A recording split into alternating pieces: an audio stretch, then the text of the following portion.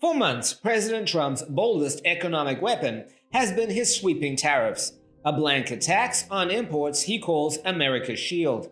Supporters see it as tough love, critics see it as reckless. But now the courts have spoken.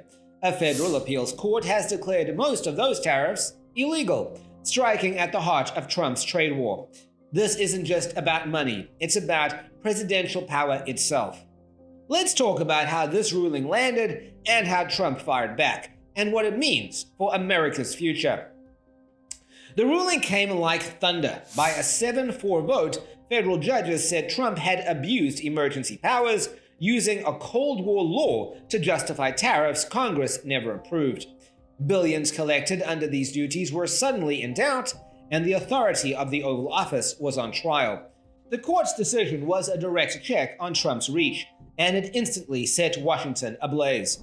And the idea, as President Trump says, that this is like some highly partisan court or something. I mean, the senior most judge in the majority to rule against Donald Trump was a guy appointed by President Bush, Judge Lurie. So I don't buy that whatsoever. I think the court overwhelmingly today, in a 7-4 decision, rejected President Trump's notion that he can do whatever he wants, whenever he wants, and have said, no, the Constitution imposes limits. And one really important limit, Mr. President, is you're not allowed to tariff on your own.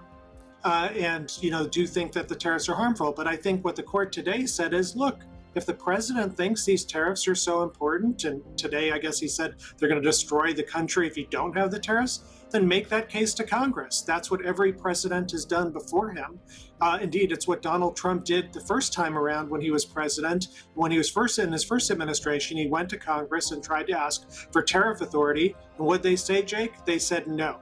And so if this is so important, he's got, the Congress is controlled by the Republican Party. It's his party. Go make the case there, but don't distort the Constitution in the process. And it's always, I think a fraught, heady thing when you're going in a court and saying the president did something illegal. You only want to do so in the rarest and gravest of circumstances. But Jake, as we looked at this case, that is this situation. You've got the president who's imposed the largest tax increase on American consumers since 1993 in the form of these tariffs. That's according to the Nonpartisan Tax Foundation.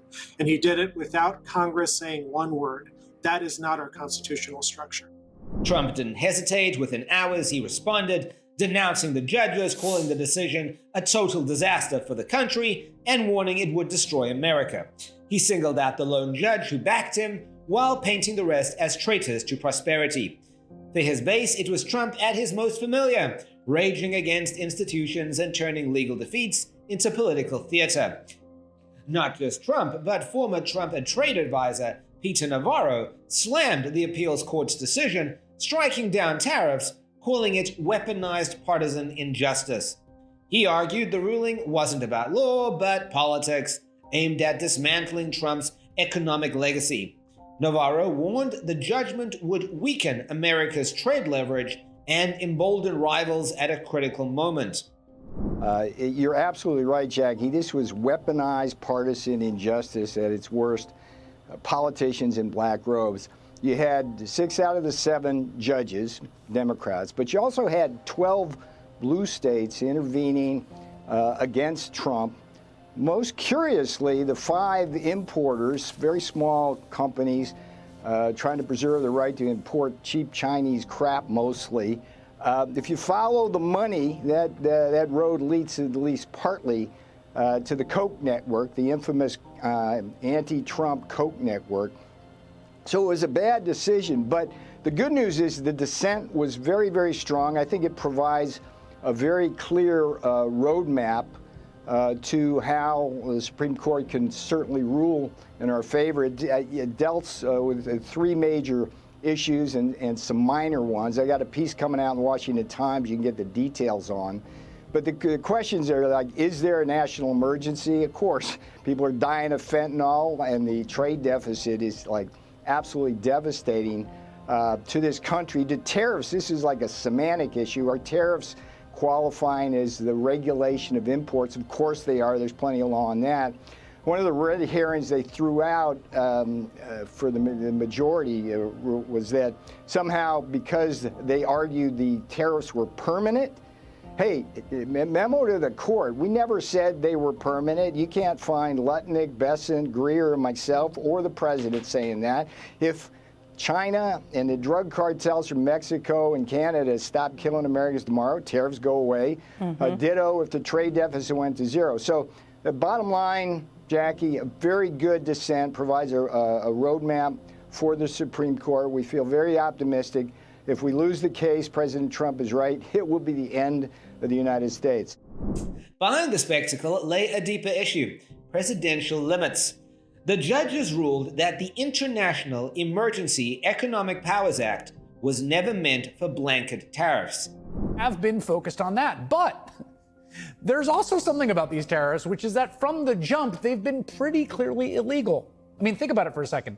Can the president just by himself create tariffs that raise hundreds of billions of dollars with zero congressional input?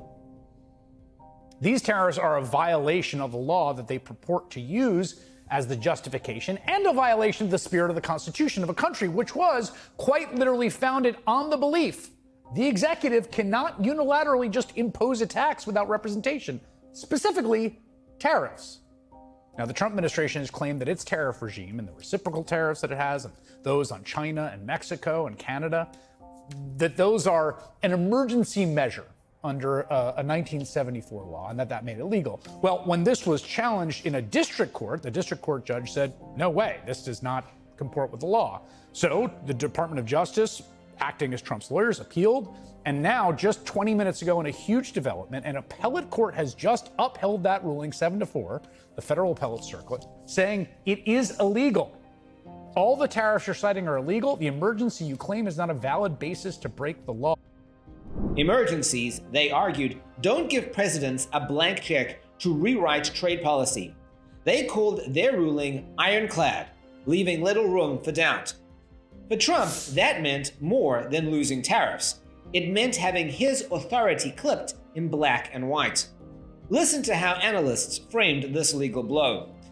Look, I mean, I think that the reasoning of the federal circuit is absolutely ironclad. I mean, you cannot, no one has ever used that statute, whose name I can't remember, it's an IAEPA or whatever, to impose taxes before, to impose tariffs before. I mean, all it talks about is the regulation of commerce, and it's very, very vague in that regard. And there's an old kind of an adage that's applied to interpreting statutes, congressional statutes, which is Congress doesn't hide elephants in mouse holes. In other words, if it really wanted to give this massive power to the president, it would have been more explicit about it. And you just don't see it on the face of the statute. And I think the Supreme Court's going to ultimately affirm it, although I think the Federal Circuit did a smart thing by staying its decision so that the Supreme Court doesn't go in on it kind of half-assed, which it's been doing in a lot of other situations. Giving it some time to breathe. Yeah, give it some time to breathe and not feel like they have to make a decision immediately to protect the government from its own folly here. The impact didn't stop at the courthouse. Businesses imagined refunds of billions. Manufacturers worried about competition. Economists debated whether markets would stabilize or spiral. Trump's allies accused the judiciary of sabotage. Critics said it was overdue justice. One ruling suddenly shifted the ground under America's economic strategy. They certainly are, Eric. This is a major decision here that encompasses most of the tariffs that Donald Trump has put forward. It was a split 7-4 decision at the U.S. Appeals Court, and we spoke with one of the groups that brought forward the challenge, and they say, Eric, that the fentanyl tariffs, these 35% tariffs that apply to non-free trade goods that Canada sends to the U.S., have now been deemed illegal. Here's what they had to say. The court has held that that IEEPA does not give the president the sweeping power to just simply, make and unmake tariffs on all products for any reason. Now, despite the fact that the court has deemed these tariffs to be illegal, they are allowing them to stay in place until October 14th. They say that will give the Trump administration an opportunity to appeal this to the Supreme Court, which they have told Global News tonight that they plan to do in this situation, saying that that will bring them potential ultimate victory. We should point out, Eric, that the Supreme Court has a Republican majority, and there are multiple justices on there that have been appointed by Donald Trump. But Trump says that defeat didn't slow him, it sharpened him. Trump's team vowed to appeal to the Supreme Court and hinted at reviving tariffs through older trade laws. He framed it as survival. America would either keep tariffs or surrender to rivals. Yeah, we were very gratified to see the court overwhelmingly rule in our favor by a 7-4 vote. And, you know, the decision here is about something we were just talking about with Molly, the checks and balances that are laced into our Constitution. And in some places, you're absolutely right, those checks have eroded, but not here. The court said, absolutely, there's a fundamental constitutional line that our founders gave us, and that in Article 1, Section 8 of the Constitution is that the president can't impose tariffs on his own. You've got to have Congress. And Donald Trump himself understood this because in his first time he was president, he asked Congress for these tariff powers, and Congress said no. And so this time he didn't even bother going to Congress. And that's what the court was saying was so problematic. Look, maybe they said you need to have these tariffs. You just flashed his Truth Social post up saying these tariffs are essential. Maybe you need to have them, but the thing you have to do is go to the Congress and make your case. You can't just do it with the stroke of your own pen.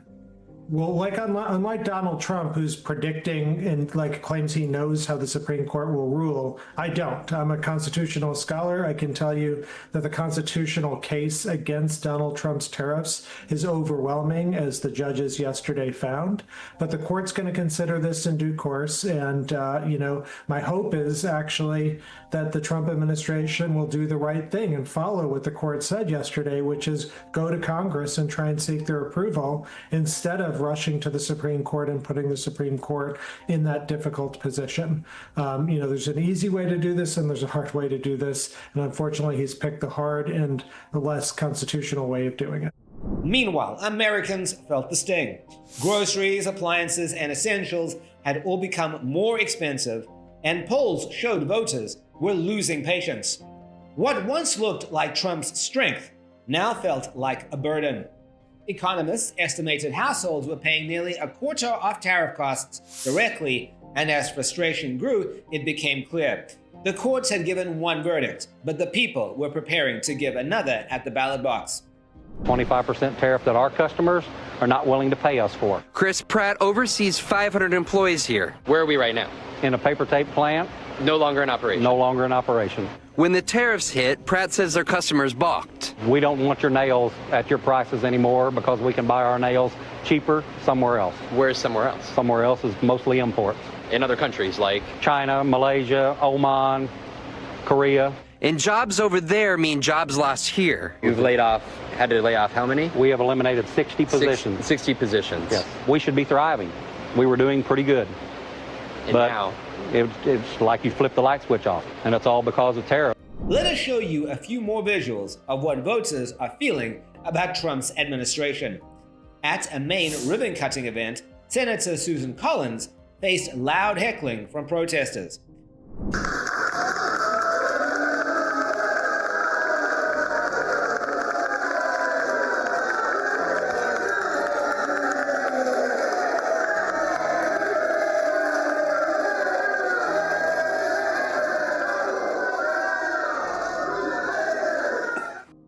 Next, we have GOP Representative Barry Moore, who faced an uproar of his own.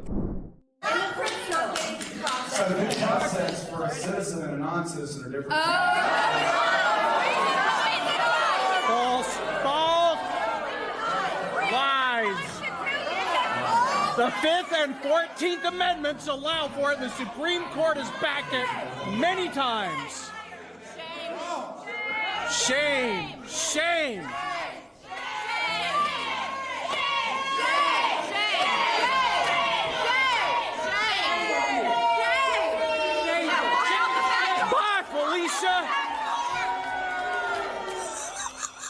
And that's where we leave it.